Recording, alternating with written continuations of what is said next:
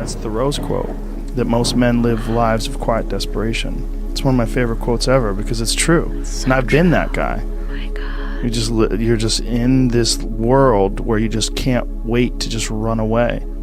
And how do people get stuck there? How do you think they get stuck there? Bills.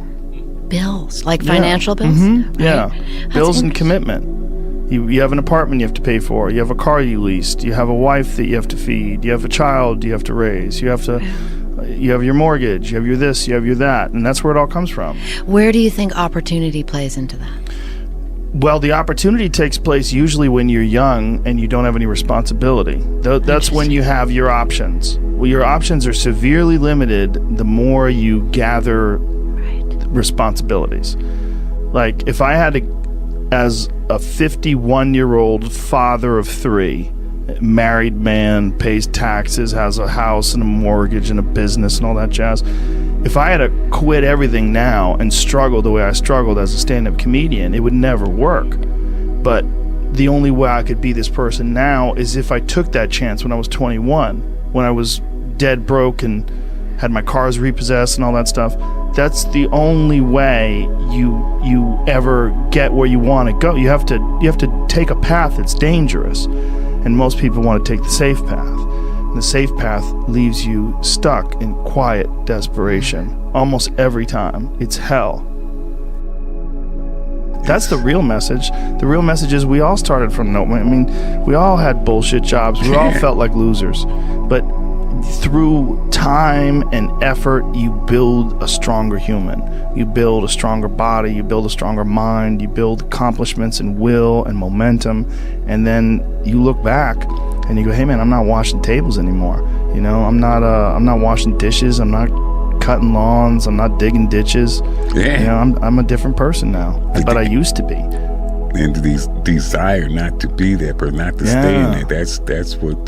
That's the hardest part, right? Is to get out of that rut. When you ain't got shit and there's nothing going on, to have faith then is so difficult. To have faith when you're successful, it's like, listen, bitch, you've been successful for a while. Of course you got faith. Just keep doing what you're doing. That's easy. It's it's like absolutely right. It's like you already got up the hill. Now you're just coasted. Yeah. You know, you're just rolling down the hill. Everything's great. That's the easy It's all part. smooth sailing. Yep. The hard part is getting up that fucking hill.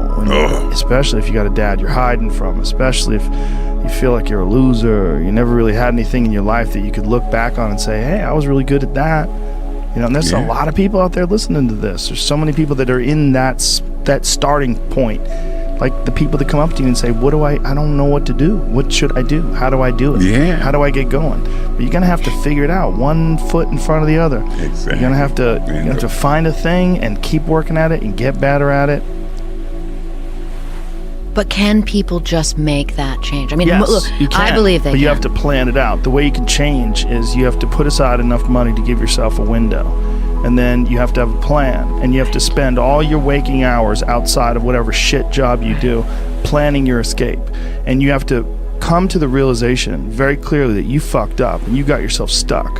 So whatever you're doing, you have to do it like your life depends on it. And whether it is you're trying to be an author and if you're gonna try to be an author and you're working 8 hours a day plus commuting plus family responsibilities or whatever else you have, whatever time that you have to attack like you're trying to save the world. You're trying to save your life. You don't want to drown. That 1.5 hours a day that you have to write, god damn, you better be caffeinated and motivated. You gotta go. You gotta get after it. And you gotta have discipline.